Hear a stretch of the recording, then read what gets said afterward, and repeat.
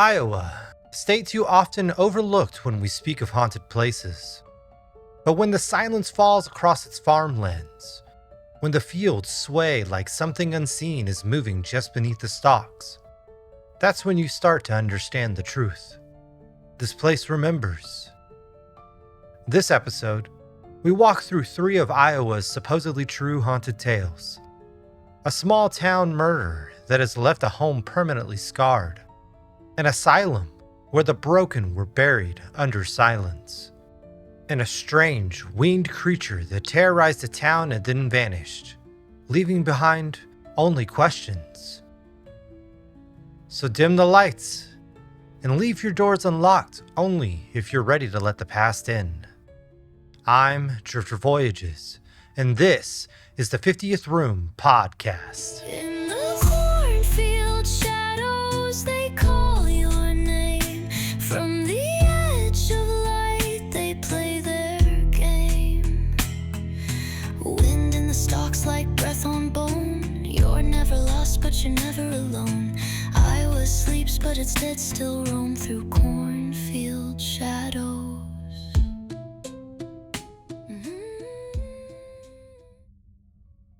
There are some places in America where history never quite settles, where tragedy clings to the walls like soot, where silence doesn't bring peace, only pressure. In the quiet town of Villisca, Iowa, one such place still stands.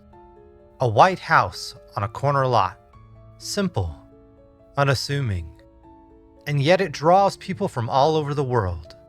Curious thrill seekers, ghost hunters, and even historians. Because something happened there, something no one has ever fully explained. And a century later, the house is still listening. The Moore family was well known in town. Josiah B. Moore was a prominent businessman, and his wife, Sarah, was active in the church. They had 4 children, Herman, Catherine, Boyd, and Paul. That Sunday, June 9th, began like any other. The family attended a Children's Day service at their Presbyterian church. Sarah had organized the program. It ran a little late. Alongside them were 2 overnight guests, Lena and Ina Stillinger, neighborhood girls, who had asked to sleep over after the event. At around 9:45 p.m., the family walked home together. They likely entered the house around 10. By the next morning, all 8 of them would be dead. The following day, neighbors grew concerned when the house remained quiet. Calls went unanswered. Curtains stayed drawn. By 8 a.m., a neighbor let herself in. What she found would haunt her forever. The family had been murdered in their beds, bludgeoned with the blunt end of an axe. Josiah and Sarah were found upstairs, followed by the 4 children in their shared room. Downstairs, the Stillinger girls lay side by side, the axe left leaning near their bed. There was no signs of forced entry. The doors were locked from the inside. Mirrors had been covered with cloth. All the victims' faces had been draped in clothing. A bowl of bloody water sat in the kitchen. Whoever had done it had taken their time. As you can guess, the case quickly became national news. The list of suspects grew long, but only one man was ever formally tried: Reverend George Kelly, a traveling preacher with a history of erratic behavior. The Reverend had attended the Children's Day service. He left town early the next morning by train. Later, he confessed twice, but both confessions were inconsistent, and both were recanted. During his trial, the jury was hung. A second trial resulted in acquittal. And just like that, the case collapsed, and no one has ever been convicted. Other theories have emerged. A jealous business rival. A serial killer known as the man from the train. Or even a drifter who hid in the attic, waiting for everyone to fall asleep. But nothing ever stuck. The town tried to move on. The house, it seems, did not. Over the decades, the Villisca Axe murder house fell into disrepair, changed hands, and eventually became what it is today. A destination for those seeking answers, or something stranger. Visitors report the sounds of footsteps pacing in the attic long after midnight. Children's voices whispering in empty rooms. Doors open and close on their own. And even EVP sessions capture faint sobs and sometimes names. One guest claimed they woke to find their bag unpacked. Another found deep red scratches on their ankle, 3 lines as if from small fingers. But perhaps the most chilling accounts come from those who arrive skeptical and leave changed. In 2014, an open skeptic spent the night in the house as part of a documentary project. He was methodical, professional, polite. At 3:17 a.m., while reviewing audio equipment, he heard a voice. A child's voice, soft, unmistakable, whisper his name. At first he thought it was interference, but the tape was clean. No bleed, no explanation. He left before dawn. Later, in an interview, he said, "I don't know what I heard, but I can guarantee you I'm never going back." Today, the house has been restored to its 1912 condition, down to the wallpaper, furniture, and lighting. Visitors can take guided tours. They can spend the night. They can walk the same floorboards the killer once walked. But they're warned. Don't provoke the children. Don't close the attic door after dark. And if the air suddenly feels cold, unnaturally cold, leave the room immediately. One psychic once described the house as alive. Not necessarily evil, but scarred and full of memory. During one overnight investigation, a medium sat in the parlor with a spirit box, a device that rapidly scans radio frequencies, allowing spirits to speak through the static. The room was quiet. The team asked simple questions. Then, a voice came through. "He's still here." The team fell silent, and in that moment, every piece of equipment in the house lost power, simultaneously. Batteries drained, recorders dead, lights out. And not surprisingly, the team left not long after that, and none of them have ever returned. The house in Villisca doesn't ask for attention. It just waits, quietly, patiently, as if whatever happened there in 1912 was only the beginning. As if, in some strange way, it never stopped. Some say it's the echoes of grief. Some say it's the killer still hiding. Others say it's the victims trying to tell someone what really happened. And perhaps, somewhere between those theories, is the truth. Rust on the tractor, frost on the glass. A scream that fades but never passed. We will now leave Villisca and travel to a place of cursed ground and broken minds. A manor that, if the stories are true, holds ghosts. Cornfield shadows, they call your name. From the edge of light, they play their game. Wind in the stalks like breath on bone. You're never lost, but you're never alone. I was sleeps, but its dead still roam through cornfield shadow. There are places that carry weight, something more than memory. A heaviness that seeps into the walls, into the very floorboards and foundation, and even into the people that happen to pass through. Edinburgh Manor is one of those places, a red brick relic tucked into the rolling fields of Scotch Grove, Iowa. It looks more like an abandoned schoolhouse than a former asylum. But that, perhaps, is a part of the deception, because behind those brick walls is a history soaked in sorrow and something else, something that never left. Before it became an asylum, the land was a county poor farm, a place where society placed its unwanted. Established in the mid-1800s, these poor farms dotted rural America, meant to be self-sustaining communities. But in reality, they were often underfunded, overburdened, and unregulated. Inmates, because that's what they were often called, lived in shared dorms, worked the fields, and died by the dozens. Most were buried nearby, some with stones, many with none at all. In 1911, the original structure was demolished. In its place rose a new building, a sanitarium, and it would become known as Edinburgh Manor, and it would never shake the weight of what had come before. In the early 1940s, a nurse named Margaret began work at the manor. Her journal, found decades later in the walls during a renovation, begins as you might expect. Notes on her patients, schedules, and observations. But as weeks pass, the entries darken.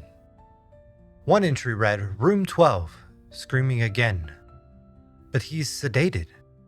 There's no reason he should be screaming."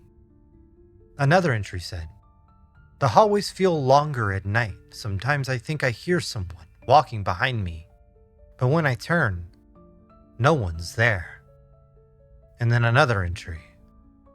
"The man in the corner. No one else sees him. But I do. He's watching me." The final page contains just 4 words, scrawled in hurried pencil. "The Joker knows now." She left her post not long after. No official records remain, but some say her presence lingers in the East Wing. And that's why others think she never left at all. Among investigators and staff, there's one name that comes up more than any other: the Joker. He's not a name from the patient's records, not a known historical figure, but a spirit, or something like one, whose presence has been consistently reported for over 30 years. Visitors have described a deep, guttural growl from empty rooms, scratches appearing on skin, often 3 lines at a time, a sensation of being mocked, laughed at, but never allowed, always an internal feeling, as though the voice, the laughter, is inside your thoughts. Some see him as a shadow, some as a blur, and a few, disturbingly, describe a grinning man with black eyes, crouched in corners or appearing in reflections. One former guide claimed, "The Joker doesn't haunt the manor. He feeds on it. He's made of it." Today, Edinburgh Manor is open for tours and overnight investigations. Its rooms remain largely untouched, still and cold, as if preserved by memory. The padded cells where claw marks are etched into the old plaster. The main hallway, long enough to lose perspective, where lights flicker on their own. The basement, where no patient records ever confirm anyone lived, yet screams have been heard when no one is inside. Many report seeing wheelchairs rolling unaided, captured in grainy night vision. Others hear moaning from sealed rooms, or a woman crying softly behind closed doors. And always, everyone reports the overwhelming feeling of being watched. Not passively, but hungrily. EVP sessions, electronic voice phenomena, have captured voices throughout the building. And if you're wondering what the most common phrase they pick up is, "Get out." One group of amateur ghost hunters documented a night that still makes its rounds online. Halfway through their session, one member broke down, claiming he saw someone in the mirror at the end of the hall. A man smiling, leaning slightly to one side. Later that night, the same man experienced what doctors call a dissociative episode. He was hospitalized for 3 days. He refused to speak about what he saw. Only this whispered once. He was wearing my face. In 2020, a small team conducted a sensory deprivation test in the basement. One participant wore noise-canceling headphones and a blindfold, listening to a spirit box as it scanned open radio channels. For nearly 20 minutes, there was nothing but white noise. Then, the voice. Low, a male's voice, clear as day, saying, "This was never a place to heal." Then, all lights cut out at once. The batteries, fully charged just hours before, were dead. The participant was found in tears, unable to explain why. They ended the session early. No one has attempted the test in that room since. Edinburgh Manor has been called many things. A hospital, a farm, a prison, a home. But those who have stepped inside its walls speak of something else entirely. Malevolence, and something deeper, and very, very aware. They say not everyone who went there was broken, but something about the building broke them anyway. There's a barn that burned in 62. They say the children still pass. Some stories begin in the past and stay there. Dusty newspaper clippings, forgotten testimonies, ghosts bound to their time. But some stories don't fade. They echo, they evolve, and every so often, they return. In the fall of 1903, the small town of Van Meter, Iowa, was visited by something strange. Something that defied explanation. And more than a century later, no one still is entirely sure what it was. Every county line hides some regret. A tale too dark they won't forget. Buried deep beneath the yield. Bones don't lie in an open field. The first sighting came on the night of September 29th, 1903. U.G. Griffith, a respectful local businessman, was walking home when he spotted a figure perched atop a nearby rooftop. 10 feet tall, half man, half animal, wings folded across its back like drapes. He claimed it had a glowing horn on its head, casting a pale blue light, and just like you or me would do, Griffith ran for his life.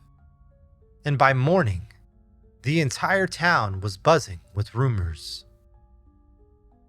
The next night, the town banker, Clarence Dunn, was awoken by strange sounds outside his office. He grabbed his rifle, stepped into the street, and found himself staring at a massive winged creature. Clarence fired point blank, and the creature didn't flinch. Instead, it turned, released a piercing shriek, and soared into the night sky on leathery wings the width of a barn door. By the third night, a local hardware store owner saw it pass directly overhead, and he fainted. But the crazy thing is, Van Meter had heard whispers long before 1903. An older legend, one rarely written down, told of a demon that haunted the land long before the town was built. An ancient thing, it was said, that emerged from deep within the earth during storms and earthquakes. A winged beast, with a face like a man and the body of a nightmare.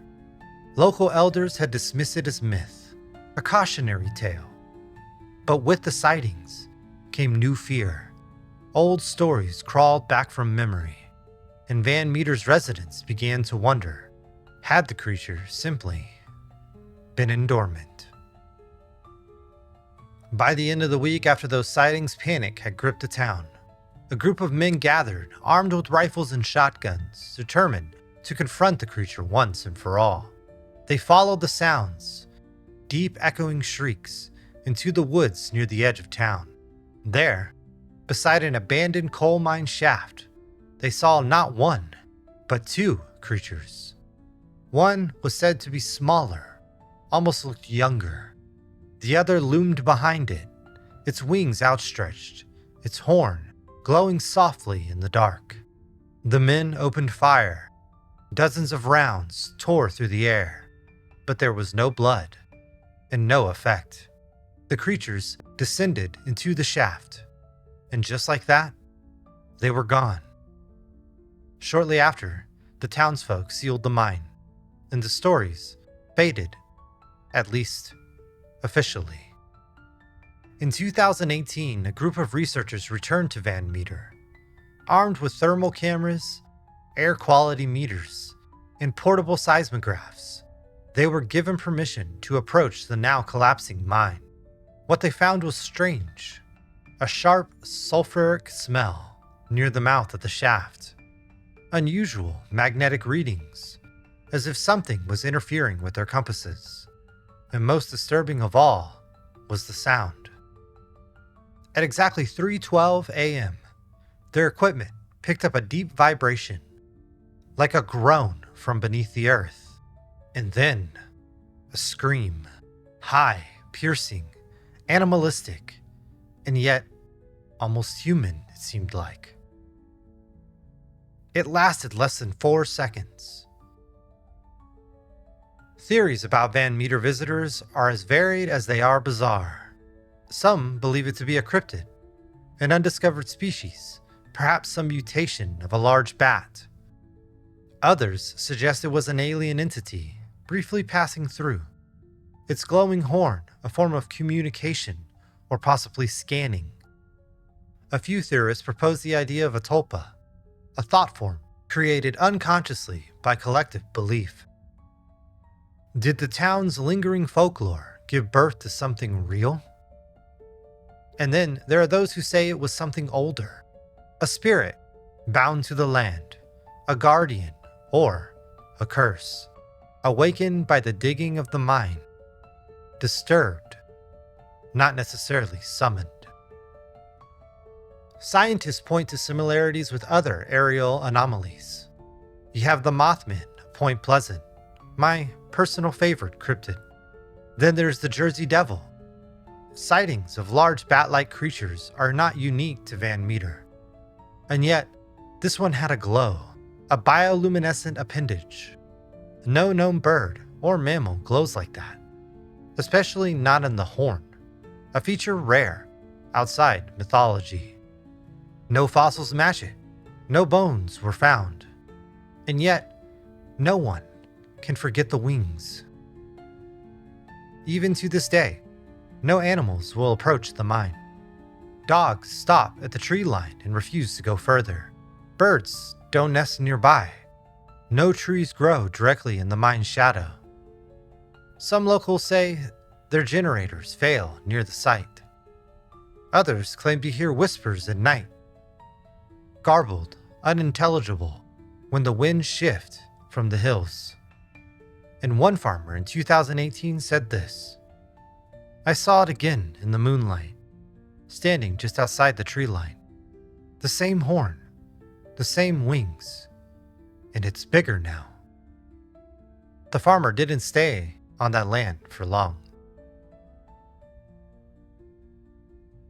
Van Meter has grown since 1903. Its people have changed. The mine is almost forgotten, but sometimes, late at night, the air still feels charged. The dogs still won't walk past the trees, and the sky over the shaft stays just a little too dark. Whatever it was that visited Van Meter, whatever name you choose to give it, I don't believe it was ever truly gone. I do believe it just went back underground. Very deep beneath the yield. And there you have it. 3 stories, 1 state, and an echo that doesn't end. In Iowa, the spirits don't cry out, they wait. In the dark, in the fields, in the places we paved over and tried to forget. But trust me, they remember. And they are watching. Thank you for listening to this episode of the 50th Room Podcast. If these stories moved you, then please rate the show. Leave a review. It helps more than you know. And if you have tales of your own, please send them in. I love reading your stories. Don't forget to follow on Spotify, Apple Podcasts, and subscribe on YouTube. Until next time, stay cautious, stay curious, and remember, leave a light on. You never know, something might be lurking in the dark. Stay haunted. In the cornfield shadows, they call your name, writing secrets in ashen frame. Tales carved deep in a farmer's frown, where the sun sets fast and the night sinks down. Iowa's heart beats low and slow, where the haunted grow. So if you walk where the black soil sleeps,